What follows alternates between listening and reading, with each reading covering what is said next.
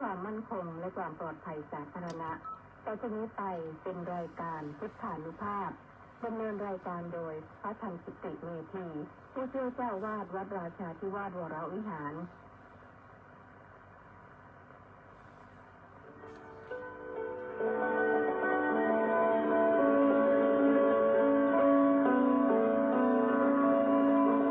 ได้เวลามาฟังพุทธานุภาพเพื่อรับทราบพุทธธรรมคำสั่งสอนเสริมมงคลให้ชีวิตก่อนหลับนอนรอพักผ่อนสุขสบายกายใจเทิน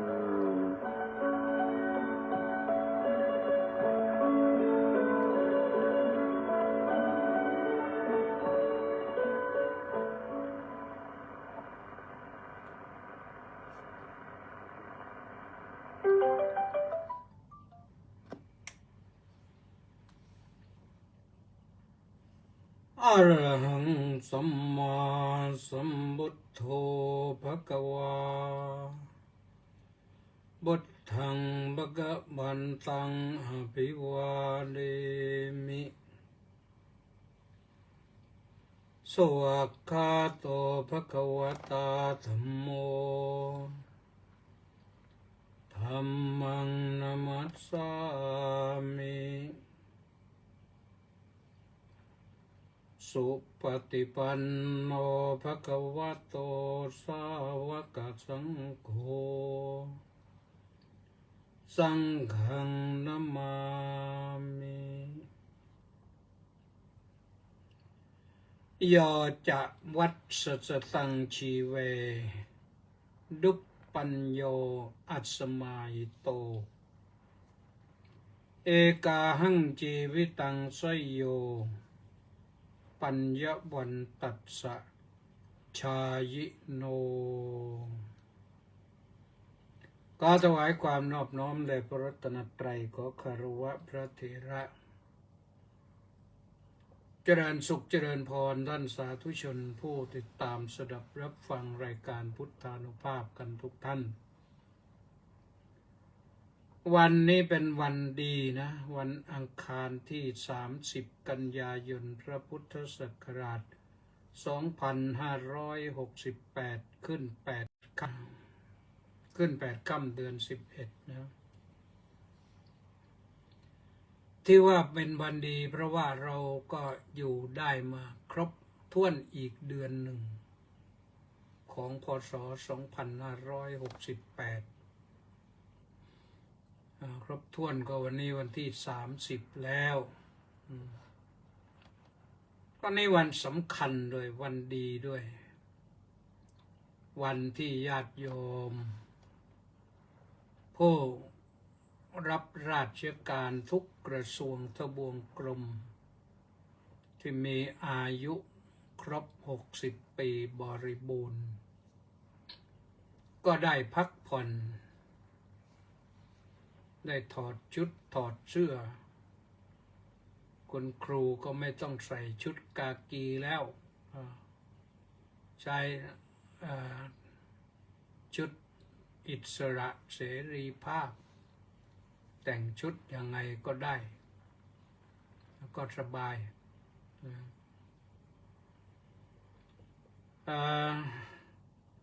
ก็ขอฝากธรรมะเป็นกำลังใจนะให้หันหน้าเข้าหาธรรมะนะโยมที่เกษียณอายุราชการแสวงหาความสุขบั้นปลายชีวิตถ้าจะทำธุรกิจก็ให้ธุรกิจแบบสบายๆนะไม่ต้องไปทำลงทุนให้มันหนักให้มันหนักหัวหนักสมองหนักกายหนักใจลงทุนแบบสบายๆทำแบบสบายๆหากำไรใช้ไปวันๆเพราะว่าเงิน อะไรเงิน เงินบำเหน็จบำนาญก็มีอยู่แล้ว อันนี้เราทำเพื่อบริหารร่างกายเนี่ยไม่ต้องซีเรียสนะหันหน้ามาฟังพุทธานุภาพบ้าง ติดตามชมก็ได้นะฟังวิทยุก็ได้ รายการพุทธานุภาพนี่มีทางวิทยุกองพลที่หนึ่งรักษาพระองค์คลื่น AM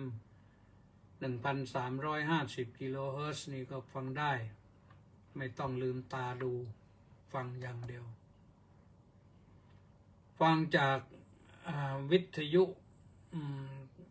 เสียงธรรมจากชาวพุทธก็ได้วัดอาทัยนเรศนครปฐมฟังจากวิทยุพระพุทธศาสนาและสังคมที่วัดศรีทวีก็ได้ที่วัดสามชุกก็ได้ที่วัดหนองกายก็ได้เชียงใหม่นะสามชุกสุพรรณบุรีแต่ถ้าดูไปด้วยหรือเปิดฟังไปด้วยหรือไม่ได้ดูแต่ได้ฟังก็ที่ Facebook ไลฟ์ที่กิตติเมธีมีมาพบกับท่านผู้ฟังทุกวันทางเฟซนี่จันทร์ถึงอาทิตย์ถึงเสาร์ไม่มีเว้นติดตามฟังกันได้อาจจะมีช่องทางบอกการบอกงานว่าอะไรที่ควรจะได้ทำบ้างลองทำเมื่อพ้นวาระราชการแล้วนี่ก็ได้นะอันมันเป็นสิ่งที่ดีเป็นสิ่งที่สุจริตเราก็ได้สบายอย่าไปยุ่งกับเรื่องไม่สุจริตนะ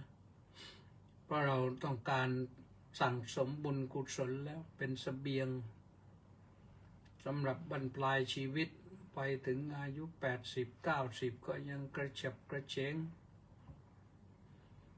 ไปถึง100แล้วถ้าไปจากโลกนี้ก็ไปอย่างสบายมีเสบียงบุญเดินทาง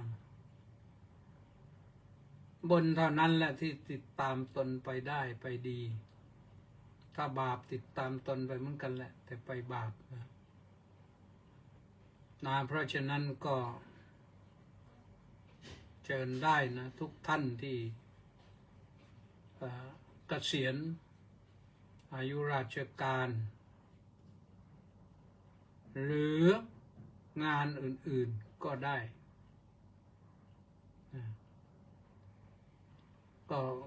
ก็ทำไปทำสิ่งที่สบายทำเพื่อพักผ่อนชีวิตบรรปลายชีวิตนะอันนี้เป็นสิ่งที่ดีนะฟังวิทยุฟังแล้วหรือติดตามชมทางเฟซแล้วก็แชร์ก็ได้กดไลค์ก็ได้กดแชร์ก็ได้แชร์ไปเรื่อยๆนะแชร์ไปทั่วๆเลยมีเพื่อนมีฝูงเพื่อนที่ได้พักผ่อนด้วยกันก็รายการนี้ก็ติดตามฟังที่ดีนี่นะธรรมะไม่ยากหรอกธรรมะง่ายๆนะเพราะฉะนั้นก็ติดตามฟังก็ต้องขออนุโมทนากับม็อกโคนาโมเมและ FC อีก713คนออนไลน์ก็มาตอนเข้ารายการเนี่ยนะออนไลน์ก็มาก่อนแล้วมารออยู่แล้วก็อนุโมทนาสาธุท่านพุทธศาสนิกชนสาธุชนทั้งหลายเราก็ใกล้จะออกพรรษาแล้วนะใกล้จะออกพรรษานี่มีงานอยู่งานหนึ่งของคณะสงฆ์ก็คืองานสอบนักธรรมอันนี้นักธรรมนะชั้นตรีเริ่มสอบพรุ่งนี้นะแล้วก็สอบไป4 วันวันที่1, 2, 3, 4 วันที่หนึ่งสอบวิชาเรียงความแก้กระทู้ธรรมวันที่สองก็สอบวิชาธรรมวิภาคคือข้อธรรมะอธิบายธรรมวันที่สามก็สอบพุทธประวัติและศาสนพิธีพุทธประวัติก็คือประวัติของพระพุทธเจ้าผู้บวชมาต้องศึกษาเพื่อรู้จักพระพุทธเจ้ารู้จักพุทธวิธีพุทธปฏิบัติพุทธลีลาของพระพุทธเจ้าและพุทธปณิธานอะไรต่างๆของพระพุทธเจ้าครูก็จะบอกให้หมดแหละและวันที่สี่สอบวิชาที่สำคัญคือวิชาพระวินัยหนังสือชื่อวินัยมุกไม่รู้เรียกว่าประตูแห่งพระวินัยเข้าไปศึกษาเรื่องพระวินัยก็ไปอ่านหนังสือเล่มนี้นะซึ่งวินัยนั้นก็ศึกษาเฉพาะกว่า227 ข้อพระวินัยที่สวดปาติโมกข์เรียนปาติโมกข์กันอยู่เลยแหละ227 ข้อแต่ว่าเบื้องต้นก็ต้องมีอะไรเรียกว่าวินัยอะไรเรียกว่าสิกขาบท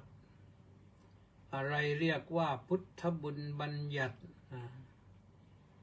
วินัยมีกี่อย่างอะไรต่างๆวินัยแปลว่าอะไรมีความหมายว่าอย่างไรพระพุทธเจ้าทรงบัญญัติพระวินัยด้วยมีวัตถุประสงค์อย่างไรการต้องอาบัติต้องด้วยอาการอย่างไรต้องอันนี้ก็สิ่งเหล่านี้เกิดสำคัญอาบัติหนักอาบัติเบาอยู่ตรงไหนต้องอาบัติแล้วจะออกจากอาบัติได้อย่างไรต้องปาราชิกแล้วจะออกจากอาบัติได้อย่างไรลาสิกขาอย่างเดียวไม่ต้องประกอบพิธีด้วยต้องอาบัติปาราชิกนี่สึกไปเลยเปลื้องผ้าไปเลยเป็นต้นนะถ้าสังฆาทิเศษต้องประพฤติมานัตต้องอยู่กรรมต้องประพฤติปริวาสมานัตกับปริวาสก็ต่างกันนิดหนึ่งที่จริงอยู่เหมือนกันแหละนอกจากนั้นก็เป็นอาบัติที่ไม่ใช่หนักอะไรแต่ว่าต้องแสดงคืนเป็นต้นนะเพราะฉะนั้นนะญาติโยมนี่มีส่วนร่วมได้พรุ่งนี้มะรืนนี่ไปถึงวันที่3 ที่ 4นี่ไปถวายภัตตาหาร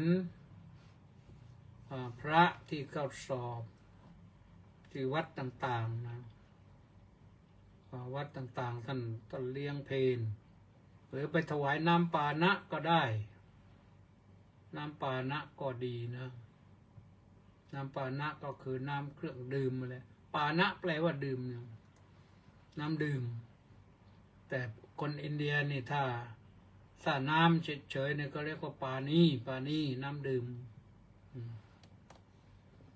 ปานีแปลว่าน้ำดื่มเขาแจกวิพัฒน์ไปแล้วเป็นปานีนะพรุ่งนี้นักธรรมชั้นตรีนะสอบ4 วัน 4 วิชาวันละ1 วิชาวิชาละ3 ชั่วโมงก็ไปช่วยกันนะใครไปได้ก็ไปใครอยู่วัดไหนคุ้นเคยวัดไหนก็ไปวัดนั้นเลยโยมซึ่งก็สอบกันทั่วประเทศนี่สนามสอบเป็น1,000 วัดนะในกรุงเทพก็มีหลายวัดแต่วัดราชาไม่มีนะมีแต่ส่งพระไปสอบ ที่วัดบวรนิเวศวิหารนะอันนั้นก็ว่าไปแล้วก็อีกอย่างหนึ่งนะมันก็ใกล้วันออกพรรษานะโยมแต่ว่าก่อนถึงวันออกพรรษานั้นก็เป็นวันปวารณาก่อนวันที่7 ตุลาคมเป็นวันปวารณานะยังออกพรรษาไม่ได้นะแต่ประกอบพิธีเพื่อออกพรรษา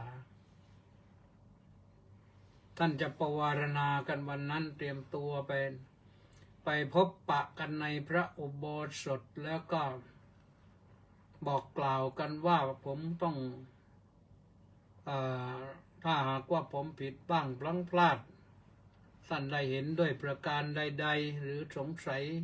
หรือได้ยินข่าวมาช่วยทักท้วงตักเตือนด้วยขอให้อาศัยความอนุเคราะห์เอ็นดูช่วยตักเตือนผมด้วยเถิดผมสำนึกได้นึกขึ้นได้แล้วก็จะได้แก้ไขปรับปรุงให้ดีกันต่อไปไม่ควรจะถืออะไรในทำนองนี้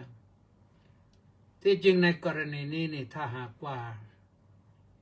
ทางบ้านเมืองจะเอาไปใช้มันทุกที่ทุกหมู่เราไม่ต้องใช้มากกันนะไม่ต้องปฏิบัติกันมากชาวพุทธเราเนี่ยพอทำน้อยก็ไม่สะใจแต่พอทำมากก็ขี้เกียจอย่างทำวัดเช้าทำวัดเย็นนี่ดูสิพระท่านสวดเช้านี่ก็ประมาณ30 นาทีเย็นก็ประมาณ45 นาทีมันไม่เหมือนศาสนาอื่นเขาศาสนาอื่นเขาบางศาสนาก็ไปว่ากันเว้ยไม่กี่ทีก็จบแล้ววันละ2 ครั้ง3 ครั้ง4 ครั้ง5 ครั้งก็ว่ากันไปตามที่ได้ศึกษาได้ปฏิบัติกันเป็นประเพณีกันมาก็ว่าไปตามครูบาอาจารย์รุ่นเก่านะที่เขาว่ามาแต่ของเราเนี่ยท่านจัดขึ้นให้ทำวัดเช้าทำวัดเย็นเนี่ย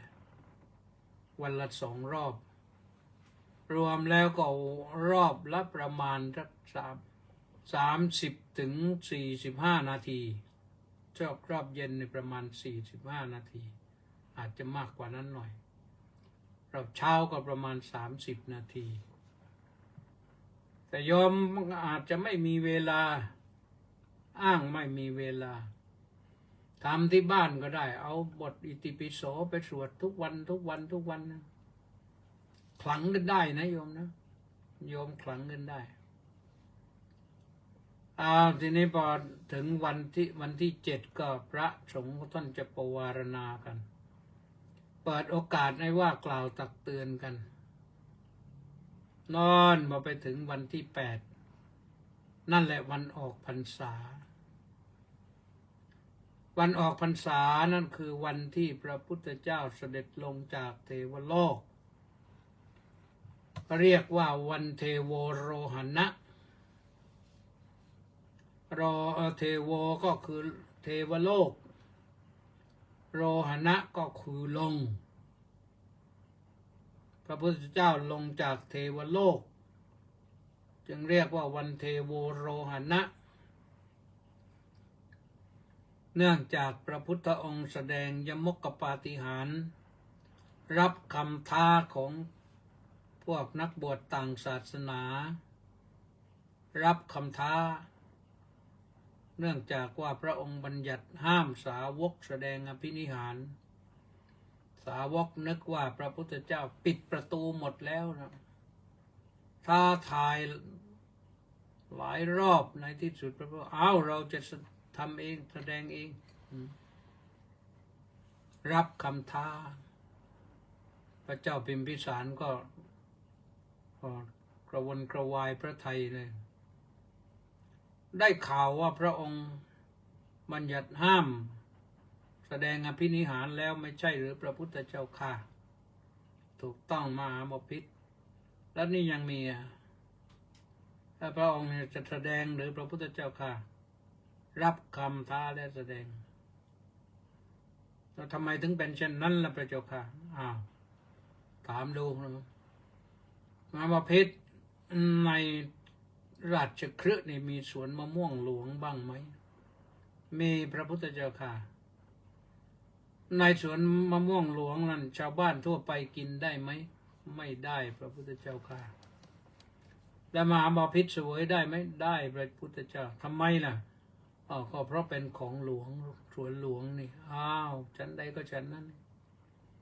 ศาสนานี้เป็นของตถาคตตถาคตบัญญัติพระวินัยไม่ให้พระสาวกแสดงอภินิหารตถาคตในฐานะเป็นเจ้าของก็รู้ว่าทำอะไรได้ไม่ได้ดีไม่ดีไม่ได้บัญญัติเพื่อตัวเองพระพุทธเจ้าก็รับคำท้าตกลงว่าไปแข่งกันแต่พระพุทธองค์แสดงเสร็จต่างศาสนาไม่มีอะไรจะแสดงก็ยืนงงเลย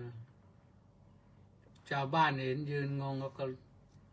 เข้าไปถามว่าไหนของท่านไหนว่าจะมาแข่งกับพระสมณโคดมพวกนั้นก็อายเขินเดินหนีชาวบ้านก็ไล่เลยทีนี้วิ่งกันอุตลุดเลยแล้วคนก็ไปดูกันเยอะในที่สุดพระพุทธเจ้าก็เห็นคนมากก็เลยบอกพระอานนท์ว่าต่อแต่นี้ไปตถาคตจะเข้าพรรษาเข้าจำพรรษาจะไปจำพรรษาในดาวดึงส์โปรดพระพุทธมารดา3 เดือนก็ไปเทศน์อภิธรรม7 คัมภีร์นั่นแหละ3 เดือนท่านสาธุชนทั้งหลายเคยได้ฟังไหมพระอภิธรรม7 คัมภีร์เนี่ยที่เวลาพระสวดให้ศพต่างๆนะงานพิธีบำเพ็ญกุศลศพนะพระท่านสวดพระอภิธรรม7 คัมภีร์หรือไม่ก็อภิธรรมมัตตสังฆะถามว่าทำไมไปสวดอันนั้นนะก็สวดเพื่อให้ผู้ที่บำเพ็ญบุญกุศลไว้ดีแล้วฟังเหมือนที่พระพุทธองค์ทรงเทศโปรดพระพุทธมารดานั่นแหละนี่พ่อแม่เราก็ทำดีมามากอย่างน้อยทำดีเลี้ยงลูกมาก็พระก็ไปสวดพระอภิธรรมให้แล้วก็เป็นธรรมเนียมประเพณีว่าพระต้องสวดพระอภิธรรมในพิธีบำเพ็ญกุศลนี่เป็นอย่างนี้ท่านสาธุชนทั้งหลายพอถึงวันออกพรรษาพระพุทธองค์เสด็จลงที่เมืองสังกัสสะเดี๋ยวนี้เขาบอกว่าอยู่ที่นิวเดลี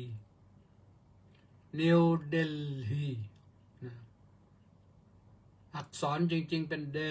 ลีแต่เขาอ่านกล้ำเป็นเดลีก็เอานะเราก็ฟังให้รู้เรื่องกันแล้วกันคนไปเฝ้ากันมากเลยตอนนั้นเพราะว่าคิดถึงพระพุทธเจ้า3 เดือนไม่ได้เห็นพระพุทธเจ้าเนี่ยโอ้ยบางคนก็ไม่ยอมกลับบ้านนะไปนอนรอกันที่โน้นแหละกลางเต็นท์กลางอะไรไม่รู้มีเต็นท์หรือเปล่านะกลางผ้ากลางอะไรก็ทำประรำก็พอพระพุทธองค์เสด็จลงเนี่ยสาธุกระดังกระหึ่มแหละทีนี้ลงมายามเช้าเนี่ยทำอะไรโยมก็ใส่บาตรคนที่อยู่ใกล้ๆมีกำลังก็ใส่ถึงไม่รู้ได้สักกี่รถ10 ล้อแล้ววันนั้นใส่บาตรพระพุทธเจ้าแล้วก็พระสงฆ์ก็เดินตามพระอานนท์ก็เป็นปัจฉาสมณะก็คงถือบาตรไปด้วยแต่ต้องช่วยพระพุทธเจ้าแหละนั่นก็คนเยอะ เขาเล่าเป็นตำนานมาว่าจริงเท็จไม่รู้นะครับว่าบางคนนี่ใส่ไม่ถึงเพราะคนแน่นเหลือเกินก็ลอยปั้นข้าวหรือข้าวเหนียวก็ไม่รู้ห่อนั้นบ้างห่อนี้บ้างห่อใบไม้บ้างโยนเข้าไปงั้นนะทอยไปให้ลงในบาตรจะลงไม่ลงก็สุดแล้วแต่แล้วว่าไปแล้วคนที่อยู่ข้างๆก็เก็บไปอันนี้ก็เป็นที่มาให้ทำข้าวต้มลูกโยน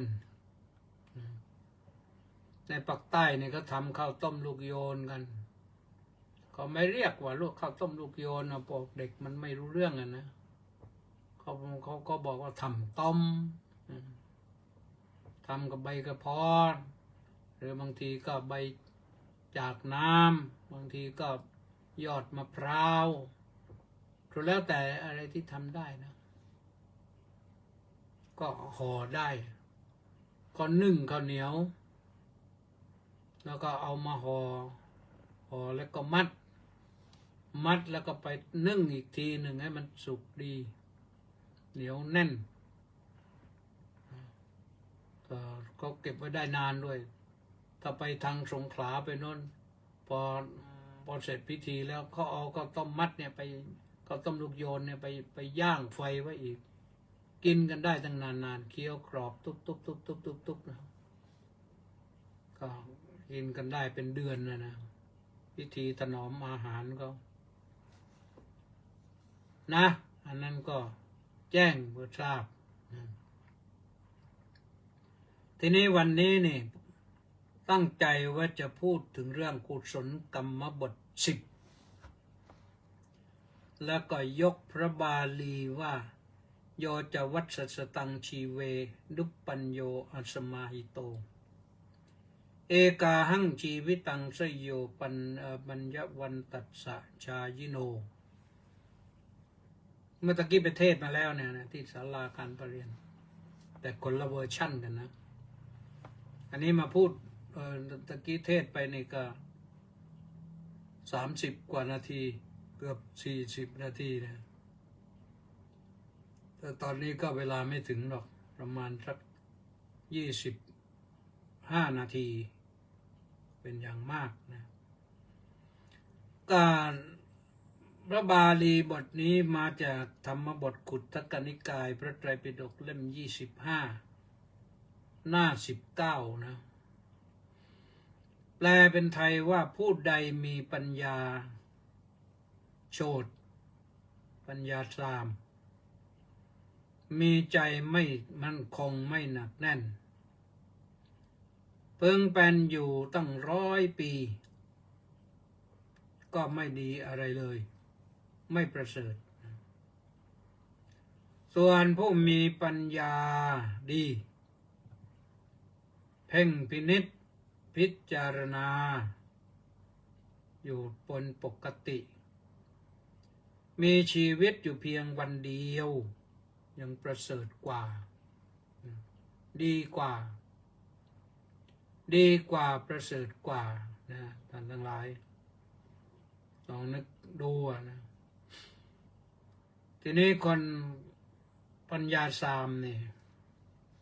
ดุปปัญโยคือปัญญาสามคนพวกนี้เห็นการฆ่าสัตว์เนี่ยเป็นความสนุกสนานเป็นสิ่งดีแต่คนมีปัญญาดีเนี่ยก็จะเห็นว่าต้องเว้นจากการฆ่าสัตว์เพราะพระพุทธเจ้าบอกให้เว้นจากการฆ่าสัตว์นี่ข้อที่ 1ข้อที่ 2เนี่ยก่อนมีปัญญาชั่วปัญญาโฉดปัญญาสามนี่เห็นว่าการลักขโมยถือเอาสิ่งของที่เจ้าของเขายังไม่ได้ให้เนี่ยเป็นสิ่งที่ดีถ้าถือเอาได้ก็เป็นสิ่งที่ดีแต่คนมีปัญญาดีเพ่งพินิจเขาเห็นว่าการเว้นจากการถือเอาสิ่งของใดๆที่เจ้าของยังไม่ได้ให้เนี่ย เป็นสิ่งที่ดี ข้อที่สามคนปัญญาโฉตเห็นว่าการประพฤติมิจฉาจารในกามทั้งหลายคือประพฤติผิดในกามทั้งหลายเป็นดีสนุกสนานแต่คนมีปัญญาดีเนี่ยท่านเห็นว่าเว้นจากการประพฤติผิดในกามเนี่ยเป็นสิ่งที่ดีนี่ประการที่สี่คนมีปัญญาโฉตจิตใจวุ่นวายสับสนเห็นว่าการพูดเท็จเอาตัวรอดได้เนี่ยมันดีแต่คนมีปัญญาดีนี่ก็เห็นว่าการเว้นจากการพูดเท็จเนี่ยมันเป็นสิ่งที่ดีพูดอะไรก็พูดได้จริงสัจจังเวอมตตวาจาวาจาจริงเป็นสิ่งไม่ตายประการที่ห้าคนมีปัญญาโฉตจะคิดเห็นว่าการพูดส่อเสียดก็เหมือนกับไม้เสียดก็แบบหรือน้ำเสียดก็ไปในเนื้อหนังเท้าเนี่ยมันเจ็บปวดมันไม่ดีทำให้เกิดความแตกแยกส่อเสียดนี่พูดให้เกิดความแตกแยกเขาสนุกสนานถ้าสร้างความแตกแยกให้กับคนหรือว่าให้กับเพื่อนให้กับสามีปัญญาสนุกดีแต่คนมีปัญญาท่านไม่คิดอย่างนั้นท่านคิดว่าการพูดให้คนแตกแยกกันนี่มันไม่ดีต้องเว้นจากการกล่าวส่อเสียดทำให้คนแตกแยกกันประการที่หกคนมีปัญญาโฉตจิตใจรวนเรเห็นว่าการพูดคำหยาบดีด่าพ่อล่อแม่ขุดโคตรขุดเง่ามาด่ากันมาเล่นกันดีก็ว่าดีแต่คนมีปัญญาดีเพ่งพินิจดีอยู่ท่านก็มองเห็นว่าการเว้นจากการกล่าวคำหยาบนี่ดีประการที่เจ็ดคนมีปัญญาโฉตก็จะเห็นว่าการพูดเรื่อยเปื่อย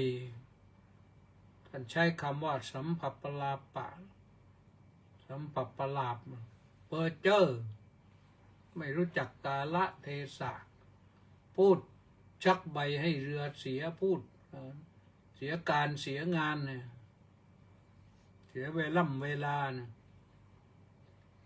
พวกนี้ว่าดีทำให้เพื่อนงุนงงได้แต่คนฉลาดคนมีปัญญาดีท่านมองว่าการเว้นจากการพูดเพ้อเจ้อเนี่ยมันดีไม่ใช่เวลาพูดก็ไม่พูดแล้วมันได้สาระนี่ท่านจะเป็นอย่างนั้นประการที่แปดคนมีปัญญาโฉตก็จะเพ่งเล็งเอาทรัพย์สินของผู้อื่นไม่ว่าอะไรอภิชฌาแปลว่าเพ่งเล็งอยากได้ของคนอื่นแม้เอาไม่ได้ก็ขอให้อยากได้นะแต่คนมีปัญญาดีนี่ท่านจะมองเห็นว่าการไม่เพ่งเล็งของคนอื่นแล้วมันดีจิตใจสบายทำให้มีความสุขสบายไม่ต้องคิดเรื่อยเปื่อยไม่ต้องคิดมากไม่ต้องคิดให้มันเดือดร้อน ไม่มีความละโมบโลภมากอยู่ในใจ ไม่ใช่ไปเห็นอะไรของคนอื่นแล้วก็อยากได้เนี่ยคนมีปัญญาดีท่านไม่คิดอย่างนั้นว่าถ้ามันไม่ใช่ของเราก็เป็นเรื่องของเขามีก็ดีแล้ว ชื่นชมยินดีกับเขาด้วยนะประการที่9คนมีปัญญาโฉตปัญญาสามนะจิตวุ่นวายเนี่ยก็เห็นว่าการพยาบาทอาฆาตเกลียดแค้นคนอื่นนะมันดี ใครกระทบกระทั่งอะไรไม่ได้นิดหน่อยแล้วโอ้โหอาฆาตเราจะกินเลือดกินเนื้อจะเอาชีวิตเสียให้ได้ แต่คนมีปัญญาดีปัญญวันตัสสะปัญญวันตาปัญญวันโตชายีเป็นผู้มีปัญญาดีมีจิตใจเพ่งพินิจว่าโอ้ใจไม่อาฆาตเกลียดแค้นใครในดีที่สุดเลยให้เขามีเมตตาให้เขาให้เมตตาแก่เขามันสิ่งที่ดีเมตตากรุณามุทิตาใช้ได้ทั้ง3ตัวเลยหรืออย่างน้อยที่สุดก็อุเบกขาไม่ไปอาฆาตเกลียดแค้นเขามันเป็นสิ่งที่ดีแล้วก็สุดท้ายก่อนมีปัญญาโฉตนั้นมันก็โฉตไปเรื่อยๆนะจิตก็วุ่นวายสับสนมีแต่เรื่องมิจฉาทิฏฐิเข้าไปในสมองในจิตใจของเขานะมีแต่มิจฉาคือเขาคิดอะไรก็คิดผิดหมดอะเห็นอะไรก็เห็นผิดคลาดเคลื่อนจากความเป็นจริงอย่างที่พระพุทธเจ้าตรัสว่า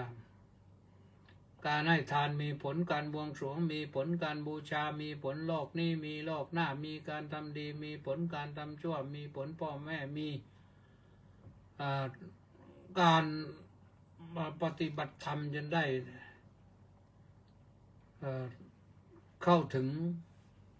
เจโตวิมุตติปัญญาวิมุตติมีคือความหลุดพ้นเป็นสัมมาทิฏฐิแต่คนมิจฉาทิฏฐินี่คนไม่เอาอย่างนั้นนะมิจฉาทิฏฐินี่การให้ทานไม่มีผลการบวงสรวงไม่มีผลการบูชาไม่มีผลโลกนี้ไม่มีโลกหน้าไม่มีมารดาก็ไม่มีบิดาก็ไม่มีการทำดีก็ไม่มีผลการทำชั่วก็ไม่มีผลคนที่จะปฏิบัติธรรมให้บรรลุมรรคผลนิพพานไม่มีหรอกนี่พวกนี้ก็จะเป็นอย่างนี้นะนี่สิ่งเหล่านี้ก็อยู่ที่คนนะพระพุทธเจ้าบอกว่าคนที่เพ่งพินิจเป็นฝ่ายกุศลอยู่อย่างนี้เป็นกุศลกรรมบทเนี่ยมีชีวิตอยู่วันเดียวก็ประเสริฐกว่าการมีชีวิตอยู่ตั้ง100 ปีกว่า100 ปีทำแต่บาปอยู่ในเน็ตไม่ค่อยดีอย่างไรดูมันเต็มอยู่มันเป็นอย่างไรช็อตเรื่อยเลยสะดุดเรื่อยเลยนะเพราะฉะนั้นก็เอกาหังชีวิตังสยโยมีชีวิตอยู่วันเดียวก็ประเสริฐกว่าถ้ามีปัญญาที่เห็นชอบอย่างนี้มีจิตพิจารณาเพ่งพินิจเพ่งจนกระทั่งว่าได้เห็นอนิจจังทุกขังอนัตตานะให้เห็นความเกิดแก่เจ็บตายเป็นของธรรมดาของสัตว์โลกความ รูปังชีรติมัจจานังนามะโคตตังนชีรตินะ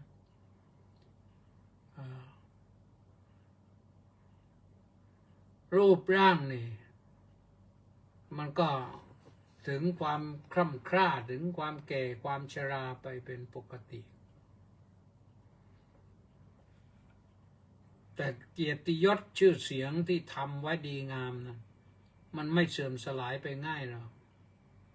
เราดูบรรพบุรุษที่เป็นวีรชนอะไรต่างๆเนี่ยท่านเหล่านั้นคนไม่ลืมนะที่ชัดๆก็คือพระพุทธเจ้าเนี่ยนอกจากคนไม่ลืมแล้วคนยังกราบไหว้บูชาไม่ใช่บูชาเฉพาะคนไทยนะชาวพุทธนี่มีทั่วโลกเลยเนี่ยคนเขาได้ศึกษาเขาก็มานับถือศาสนาพุทธนับถือหลักธรรมของพระสัมมาสัมพุทธเจ้ามีทั้งนั้นแหละฝรั่งขาวฝรั่งดำเม็กซิกันเม็กซิโกแคนาดายุโรปเยอรมนีเป็นชาวเยอรมันอิตาลีก็ยังประเทศอิตาลีนี่ประกาศยอมรับศาสนาพุทธว่าเป็นศาสนาหนึ่งในศาสนาที่มีชาวอิตาลีนับถือมากอยู่เหมือนกันก็เหมือนกับบ้านเราที่ประกาศให้ศาสนาพุทธศาสนาอิสลามศาสนาคริสต์ศาสนาฮินดูศาสนาซิกเนี่ยนะก็เป็นศาสนาที่ทางราชการรับรองนะศาสนาพุทธเราอิตาลีรับรองนะเป็นศาสนาแห่งชาติก็เหมือนกัน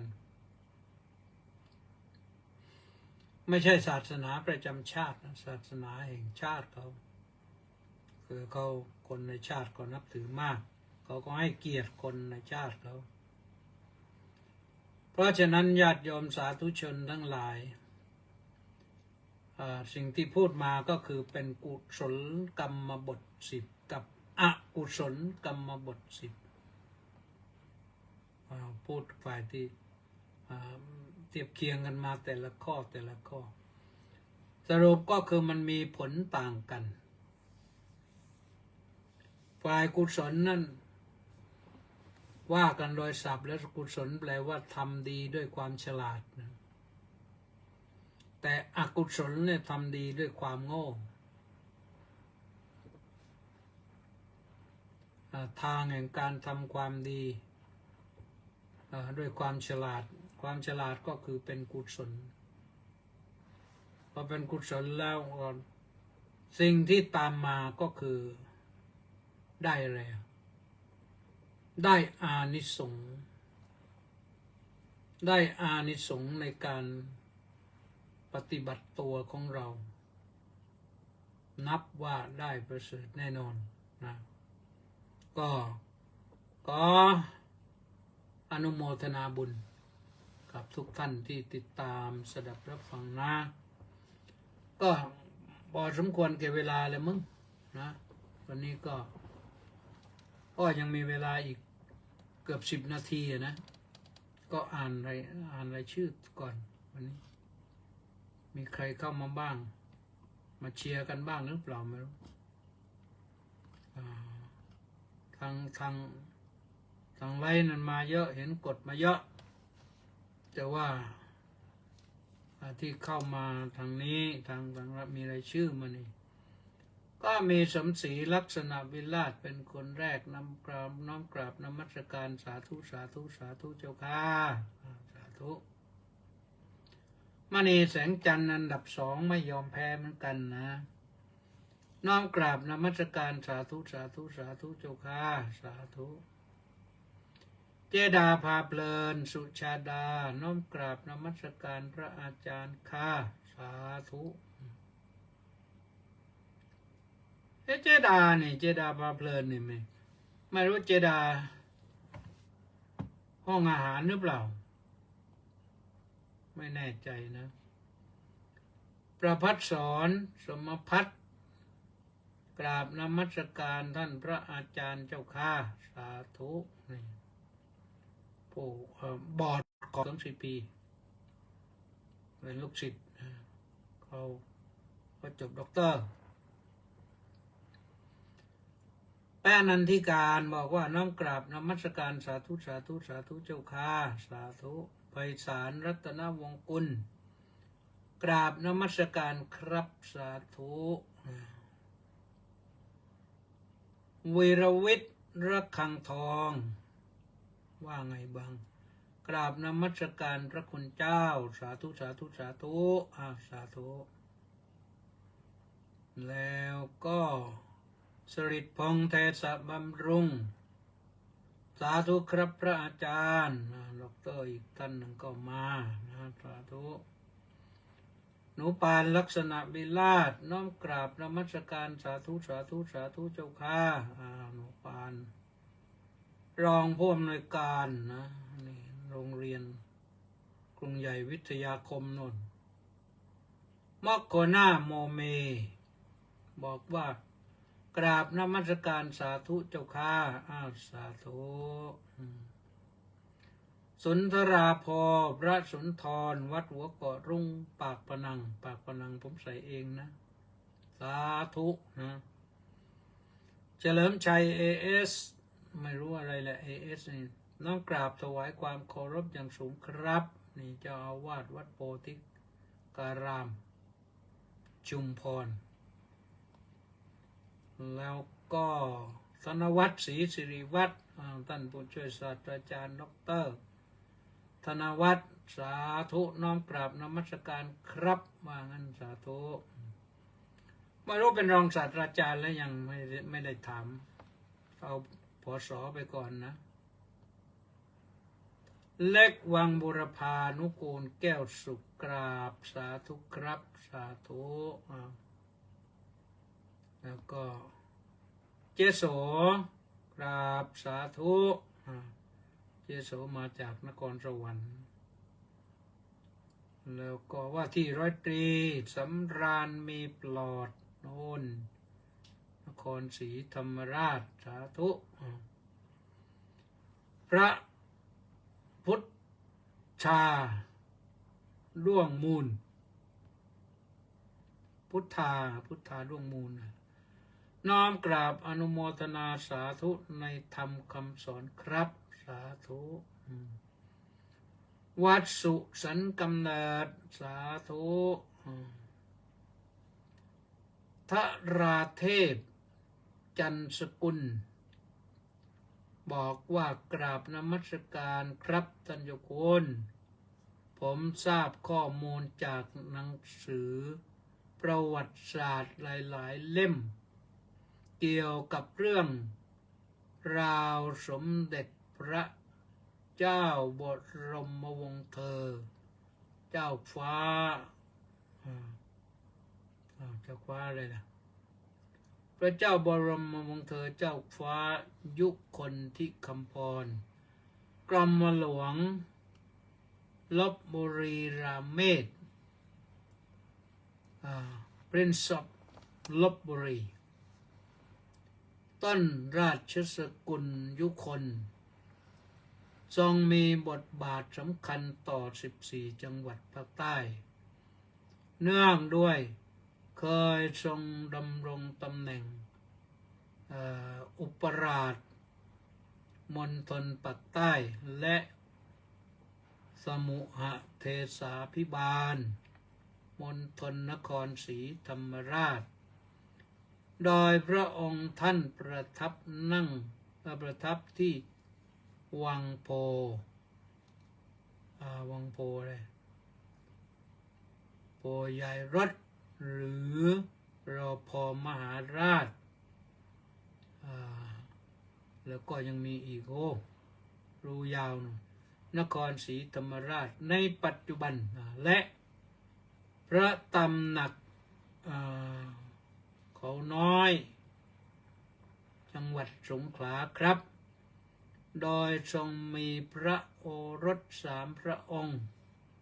ที่ทรงเป็นนายทหาร และทรงมีผลงานด้านศิลปะวัฒนธรรมด้วยครับท่านเจ้าคุณสาธุสาธุสาธุได้ความรู้เลยนะสาธุสาธุประพัฒสอนธรรมพัฒบอกว่ากราบสาธุข้าสาธุจบพอดีจบรายชื่อนะจบรายชื่อแต่เวลายังมีอยู่อีก2-3 นาทีก็ฟังกันต่อไปนะยังไม่จบก็แชร์ได้นะแชร์ไปด้วยแชร์ไปไล่ไปแชร์ไปก็รายการนี้มีเป็นธรรมะไม่ใช่รายการอื่นนะก็ธรรมะก็ให้สิ่งที่ดีคนก็บอกเรื่องความดีความชั่วคนดีคนชั่ววันนี้ก็พูดถึงเรื่องคนดีกับคนชั่วคนฉลาดกับคนโง่คนจิตมั่นคงกับจิตหวั่นไหวนะก็ว่ากันไปนะบอกให้ทราบแล้วเรานำไปปฏิบัติตัวเราเองที่สำคัญก็คือตอนนี้ก็อยากจะให้กำลังใจญาติโยมสาธุชนที่เกษียณอายุราชการนะหาช่องทางให้ดีนะอย่าเศร้าใจนะอย่าคิดว่าพ้นแล้วโอ้ยไม่มีอะไรจะทำแล้วให้คิดว่าเราพ้นจากบ่วงทั้งปวงแล้วมีอิสระเสรีภาพมีความสุขกายสบายใจจะบินไปไหนก็ไปได้นะหมดเวลานะก็ขออนุโมทนาบุญทุกท่านขอความสุขความสวัสดีความเจริญในธรรมของพระสัมมาสัมพุทธเจ้าจงบังเกิดมีแก่ทุกท่านและพบกันใหม่ในวันพรุ่งนี้ที่เดิมเวลาเดิมนะพระธรรมกิตติจะมาพบกับท่านทั้งหลาย3:05 นาทีไม่หนีไปไหนแล้วนะถ้ายังมีหายใจอยู่ขอเจริญพร